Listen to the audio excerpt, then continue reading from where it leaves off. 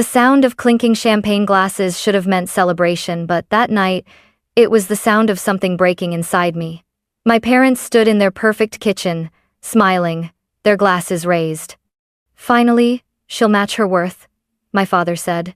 I froze. Upstairs, my 6-year-old daughter Lily was asleep, still wearing her unicorn pajamas. "She's just a child," I cried. "You could have told me. I wouldn't have brought her." My mother's laughter was sharp, cruel. What fun would that be? I wanted everyone to know only my real grandchild matters. I ran, my heart pounding, and when I reached Lily's room, I saw blood on her pillow. Her tiny face was swollen, unrecognizable. My knees buckled. I screamed her name, but she didn't move. As I called 911, one thought burned through the horror. They didn't just break my child, they awakened something in me. It was supposed to be a weekend of laughter, balloons, and family photos. My brother David's daughter, Madison, was turning 7, and my parents had invited us all to their estate in Connecticut for the celebration. I almost said no. Deep down, I knew what it would be like: the forced smiles, the judgment, the endless comparisons between my life and David's. But Lily had never been to one of Madison's parties, and she'd begged me to go, so I gave in. The house looked like something out of a magazine: white pillars, trimmed hedges, everything polished to perfection. My parents greeted us with their usual detached warmth. "Emily," my father said, giving me a brief hug that felt more like an obligation. "Still working at the library?" "Yes," I said softly. He exchanged a glance with my mother, the kind that said you could have done better. My mother crouched slightly, pretending affection toward Lily.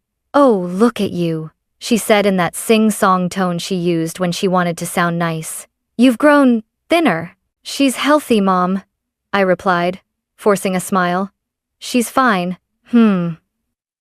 Her eyes flicked over Lily's yellow dress, the one with unicorn prints. "You let her wear that to a party?"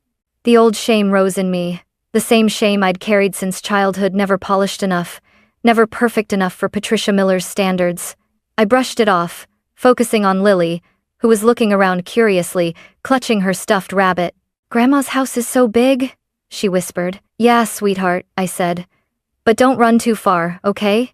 Inside, David and his wife, Karen, were already arranging the cake table. Madison ran up, squealing, her pink dress sparkling under the chandelier. "Hi, Aunt Emily," she chirped before turning to Lily. "You can sit by me later, but don't touch the cake before the pictures." Lily nodded politely, shy as always. After the long drive, she began rubbing her eyes. "Mommy, I'm sleepy." "You can nap upstairs, honey," I said, leading her to the guest room, the same room I'd stayed in as a girl, with its lace curtains and smell of lemon polish. I tucked her in, kissed her forehead and whispered, "Rest for a bit. The party will start soon." When I came back downstairs, my parents were in the kitchen, pouring champagne. The air felt off, too quiet, too rehearsed. Then came the sound, the crisp clink of glass against glass. My father's voice followed, calm and satisfied. "Finally, she'll match her worth." For a moment, I thought I'd misheard. Then my mother laughed, a sharp, delighted sound that made my skin crawl. "What do you mean?" I asked, stepping closer. They didn't answer. They just smiled. That's when something in my chest tightened, a mother's instinct, loud and undeniable. I didn't wait for permission. I turned and ran upstairs. I took the stairs 2 at a time, my heart pounding so hard it drowned out every sound in the house. The door to the guest room was closed. My fingers trembled as I turned the knob. "Lily," my voice cracked. "Sweetheart, it's Mommy." She didn't answer. The curtains were half drawn, sunlight spilling across the bed.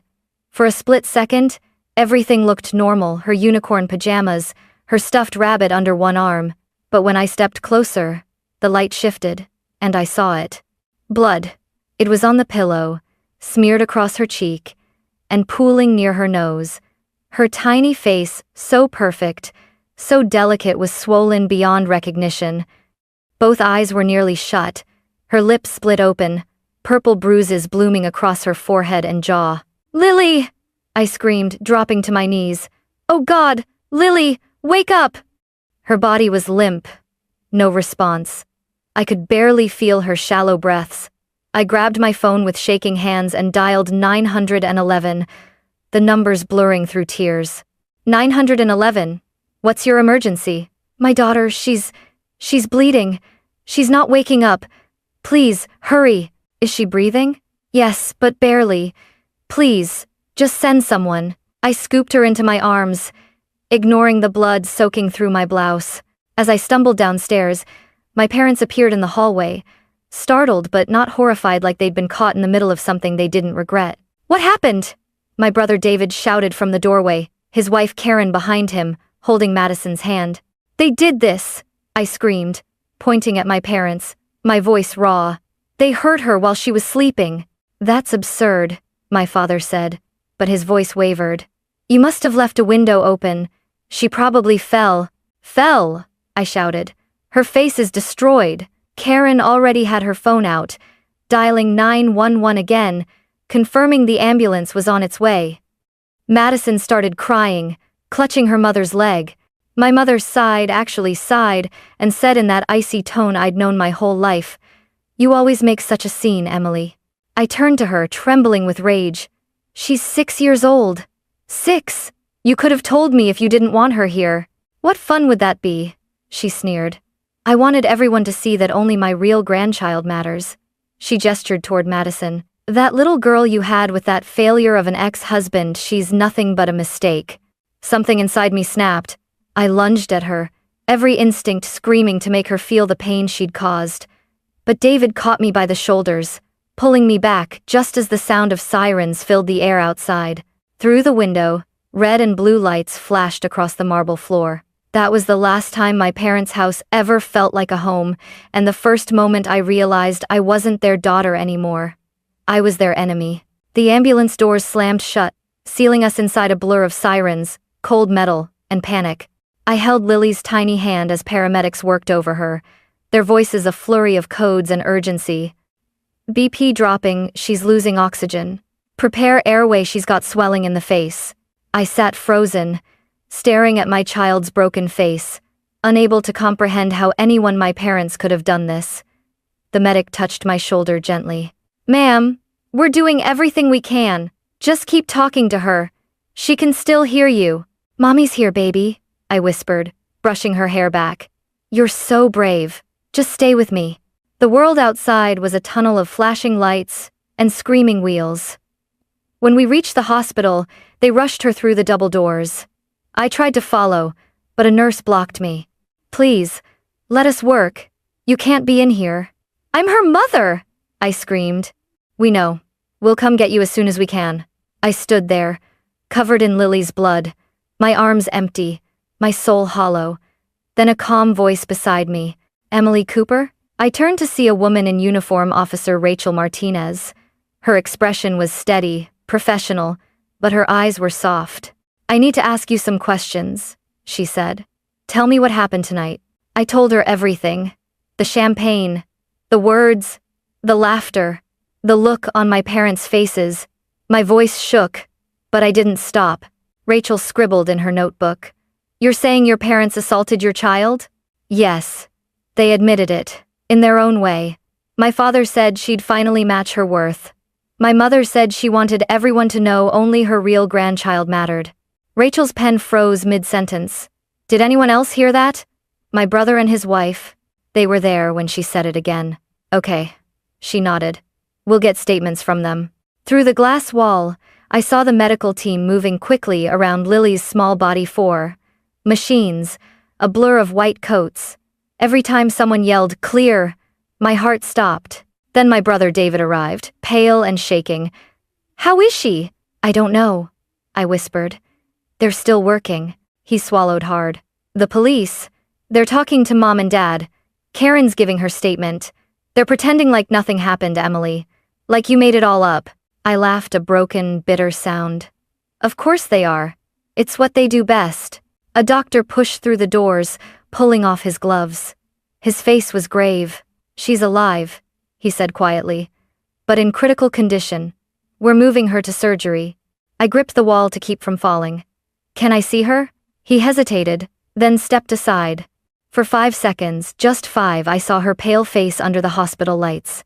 I kissed her forehead and whispered, "Fight, baby. Please fight." Then they wheeled her away, and I knew my life would never be the same again. The next 48 hours crawled by like a lifetime. I didn't sleep. I didn't eat. I sat in that sterile waiting room with my hands clenched around Lily's stuffed rabbit, its fur stiff with dried blood. Every time a nurse walked by, my heart stopped. When the surgeon, Dr. Sarah Williams, finally came out, her blue scrubs were splattered with crimson. "She's alive," she said softly. Those 2 words cracked something open inside me. We relieved the pressure on her brain, but she's in critical condition. The next 24 hours will decide everything. Mark arrived a few hours later, his face pale, eyes hollow. My ex-husband, the man my parents despised. "I came as soon as I got your call," he said, his voice shaking. Are they the ones who did this?" I nodded, tears spilling over. "They laughed, Mark. They actually laughed." He sank into the chair beside me, gripping my hand. "Then they'll pay. I swear it." Days blurred together. Machines beeped. Nurses whispered. I counted Lily's heartbeats through the monitor, terrified each one might be her last. Officer Rachel Martinez returned with updates. "Your parents are in custody," she said. "We've charged them with aggravated assault and child abuse. Depending on your daughter's recovery, that could escalate to attempted murder." The words made me dizzy. "Attempted murder," I whispered. "My parents." I thought of childhood birthdays, of my mother baking perfect cakes, my father correcting my posture before guests arrived. All those years, I thought they were strict, but now I saw the truth control disguised as love, approval weaponized like a knife. On the 3rd night, when the machines hummed steady and quiet, I felt movement. A twitch. Then another.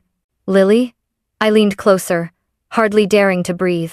Her tiny fingers curled weakly around mine. "Sweetheart?" My voice broke. Her eyelids fluttered open, swollen, bruised, but alive. "Mommy?" She croaked, barely a whisper. I gasped, choking back sobs. "Yes, baby. Mommy's here. You're safe. You're safe now." The nurse rushed in, checking vitals, calling for Dr. Williams. "She's responsive," she said, smiling. Lily blinked slowly, her gaze unfocused. "It hurts," she whispered. "I know, sweetheart," I said, stroking her hand. "But you're so brave. You're going to be okay." Dr. Williams entered moments later, beaming. "This is excellent progress," she said. "She's a fighter." When they stepped out, I sat by her bed, tears soaking my sleeve. Her little voice broke the silence again. "Mommy, where's Grandma and Grandpa?" I froze. The question stabbed deeper than any wound. "They're not coming, sweetheart," I said softly. They did something very bad." Her brow furrowed. "Did they hit me?" I couldn't speak. I just nodded. She reached up, touching the bandage on her cheek. "Why?"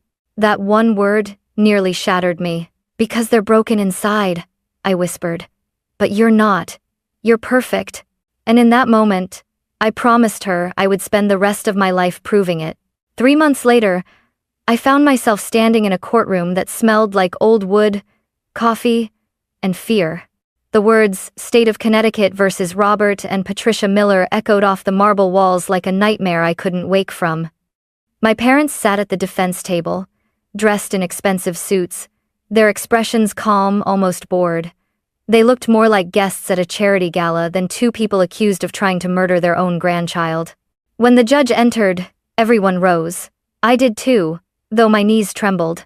My daughter was home, still recovering, her jaw wired shut, and her nightmares constant. I told her I was going to make things right. Their lawyer, Richard Morrison, the same man who'd defended CEOs and crooked senators, opened with an easy, practiced charm. "Ladies and gentlemen of the jury," he began, "this is a tragedy. Yes, but not a crime. My clients are devoted grandparents caught in a web of lies, spun by a woman with a history of instability and resentment." His gaze flicked toward me.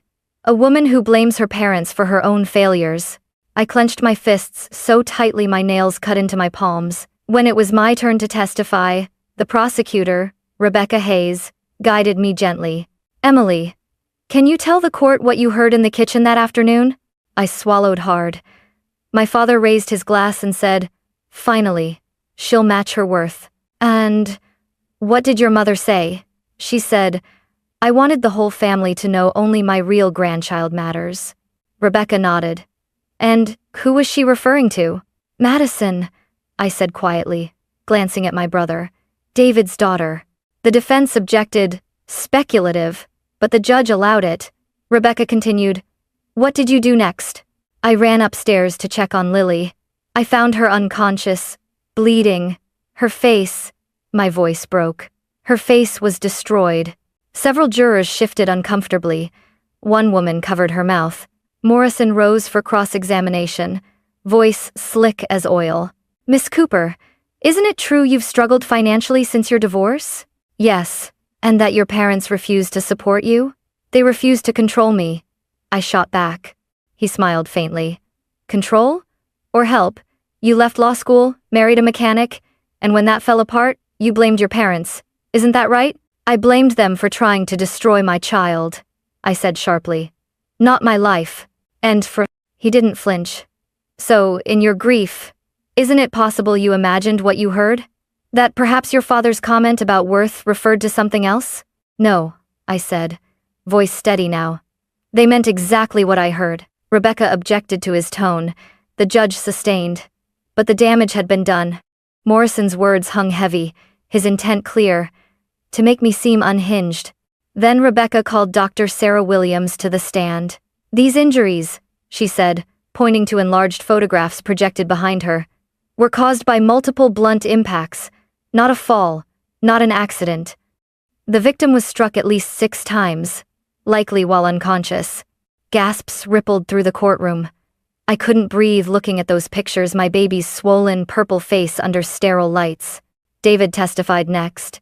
His hands shook as he spoke. "I heard my mother say, 'Only my grandchild matters.' She wasn't hysterical. She was proud." Karen confirmed his words. "She said it twice." She laughed. For the first time, my mother's perfect composure cracked. She leaned toward my father, whispering something frantic. He didn't look at her. The defense brought up character witnesses, neighbors, friends, even members of their church, all praising the Millers as pillars of the community. None of them mentioned Lily. Most didn't even know she existed. Then my father himself took the stand. His performance was flawless. He spoke softly, voice trembling just enough. "We were horrified by what happened to our granddaughter," he said. "But Emily has always been dramatic. She misinterprets everything. My wife was in shock that day. I never said anything cruel about Lily." He turned to the jury, eyes glistening. "We love our family, all of them." Rebecca's cross-examination sliced through his performance. "Mr. Miller, when police arrived, you told them, and I quote, 'There's no proof we did anything. Hearsay. A hysterical mother imagining things.'" "That's correct. Why would you assume your daughter was accusing you, if you were innocent?" He hesitated. "Because she's done it before.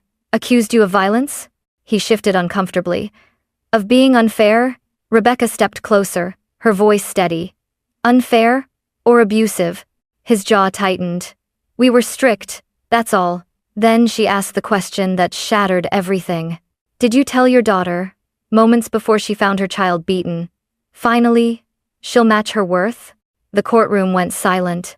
My father's lawyer whispered, "Don't answer." But Robert Miller looked straight at me and smirked. "I said it," he admitted. "But it was sarcasm. You people twist everything." Gasps. A murmur spread across the room. Even the judge looked stunned. Rebecca seized the moment. "Ladies and gentlemen, that wasn't sarcasm. That was confession." My father's smirk vanished as the courtroom erupted in whispers. For the first time since that horrible night, I felt a flicker of something that wasn't fear, it was power. When I left the stand, my legs were shaking, but my heart was steady. I had faced them. I had spoken every truth they'd spent a lifetime burying. And as I passed my mother, she whispered something that sent chills down my spine. "You'll regret this, Emily." And I leaned closer, meeting her dead eyes. "No, Mom," I said quietly. "You will." The next morning, the headlines read, "Respected Couple accused of beating daughter's testimony shocks court. The world finally saw them for what they really were, not loving grandparents, not community icons, but monsters in designer suits. The verdict came on a Thursday afternoon. I hadn't slept in 2 nights. My stomach churned every time I imagined the jury's faces, their whispered deliberations behind those closed doors. When the bailiff finally said, "All rise," my knees almost gave out. My parents were let in, wrists cuffed, still wearing the same expressions they'd worn their entire lives, cold, composed, superior. Even in chains, they looked like they thought they'd win. The judge glanced at the foreman. "Has the jury reached a verdict?" "Yes, Your Honor." My heart hammered as the foreman stood, a sheet of paper trembling in his hands. In the case of the state of Connecticut versus Robert and Patricia Miller, on the count of attempted murder, we find the defendants guilty. On the count of aggravated assault, guilty. On the count of child abuse, guilty. The room exploded, gasps, muffled cries, camera shutters clicking. I felt everything and nothing at once. Tears burned behind my eyes, but I couldn't move. My mother let out a piercing scream, lunging toward the bench before officers restrained her. My father sat rigid, staring straight ahead, his face pale and unreadable. For the first time, the mask had cracked beneath it was nothing but emptiness. The judge's voice cut through the chaos. "This court finds your actions not only criminal, but morally reprehensible. You betrayed the most sacred trust, the safety of a child. Your cruelty was deliberate, calculated, and beyond comprehension." She turned to me. "Mrs. Cooper, your courage ensured justice was served today." That was when my legs gave out. Rebecca caught me before I hit the floor. "It's over," she whispered. "You did it." But it didn't feel over. As they read the sentences, 25 years for Robert Miller, 20 for Patricia Miller, I looked at them one last time. My mother was sobbing, still screaming that she didn't mean it. My father simply muttered, "This family was weak before you ruined it." The bailiffs led them away, their chains clinking in rhythm. The same metallic sound echoed faintly in my memory, the sound of their champagne glasses that night. The sound that started it all. Reporters swarmed outside the courthouse, their microphones thrust forward like weapons. "Emily, do you have a statement? Do you forgive your parents?" I didn't answer. I couldn't. Forgiveness wasn't even in the same universe as what they'd done. Mark was waiting near the steps, his eyes glassy. "You did it," he said softly. "They'll never hurt her again." I looked up at the gray sky, the clouds swirling like smoke. "Yeah," I whispered, "but justice doesn't heal a child's face." He nodded, pulling me into a hug.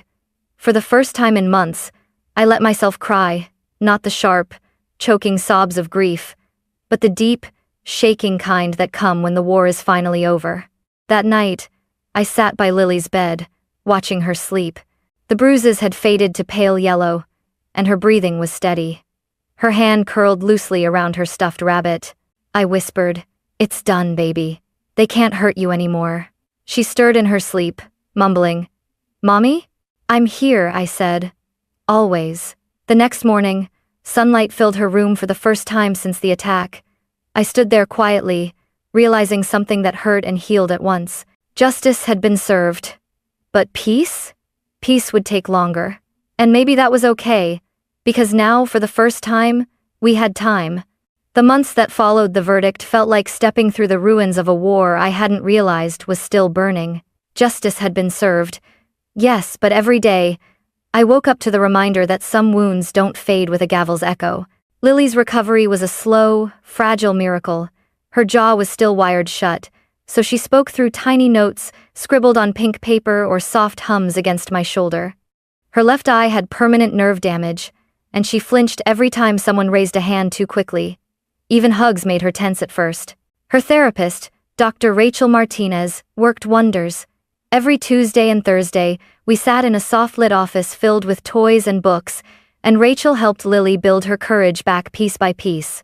"Children are resilient," she told me once after a session, "but she needs to feel safe again. Consistency, love, and patience, those will heal her more than any medicine." Safe. That word haunted me, because the people who were supposed to make me feel safe, my own parents, had been the ones who destroyed it. I started therapy too. Rachel insisted on it. Trauma runs in families, Emily, she said gently. If you don't process this, the fear will shape how you love her. She was right. Some nights, I'd wake up gasping from nightmares, seeing flashes of blood, hearing the sharp clink of champagne glasses. Sometimes I'd walk into Lily's room just to make sure she was breathing. She'd open her eyes, groggy, and whisper, "I'm okay, Mommy." Mark stayed close through it all. Not as my husband, that chapter was over, but as a partner in survival. He took time off work to help with therapy visits, doctor appointments, even school drop-offs. One night, after putting Lily to bed, he said quietly, "You know, she looks at you like you're the safest place in the world." I smiled weakly.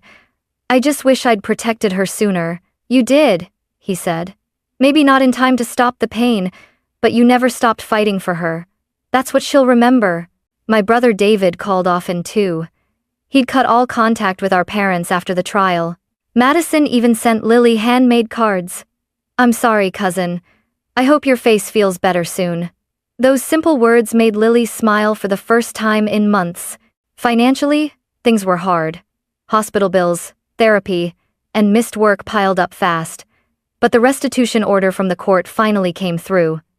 My parents' assets, the mansion, the cars, the investment accounts were seized and liquidated. Every cent went into Lily's recovery and her future. I didn't want their money, but I took it for her. One day, while folding laundry, I found Lily's old drawing tucked in a pile of books. 2 stick figures, one big, one small, holding hands under a bright Sunday. Above it, in shaky letters, she'd written, "Me and Mommy are safe now." I sank to the floor, holding that paper against my chest, and sobbed. It wasn't the kind of cry that came from pain, this time it was release. Because she was right. For the first time in my life we were safe. And safety, real, unconditional safety, was something no verdict could ever give, but love could rebuild. Piece by fragile piece, that's exactly what we were doing. 2 years passed before I realized how far we'd come. The scars on Lily's face had softened into faint silver lines, the kind you had to look closely to see. Her laugh had returned lighter now, unguarded though sometimes. When thunder rolled at night, she still crept into my room clutching her stuffed rabbit. We'd moved to a small house by the lake, far from Connecticut and the ghosts it held. Mornings smelled of pancakes and lavender instead of antiseptic. On the good days, I could almost forget that I'd once watched my parents led away in handcuffs. Almost. One afternoon, Lily's 3rd grade teacher, Mrs. Peterson, called me in for a conference. I felt that familiar knot of worry in my chest. "Is she okay?" I asked the moment I walked in. Mrs. Peterson smiled and handed me a sheet of lined notebook paper. "She's more than okay. I just wanted you to see this." Across the top, written in Lily's careful handwriting, were the words, "My hero. My mom is my hero because she never gave up. When bad people hurt me, she made sure they couldn't anymore. She reads to me when I have bad dreams. She tells me I'm brave, even when I feel small. I want to be like her when I grow up, kind and strong and safe." The words blurred as tears filled my eyes. I had spent years wondering if my daughter would remember the horror of that night, if she'd forever see herself as the broken child, lying bloodied on a pillow. But this was what she remembered. Love, not pain. Mrs. Peterson placed a gentle hand on my shoulder. "You should be proud, Emily. She's one of the kindest kids I've ever taught. Whatever you're doing, keep doing it."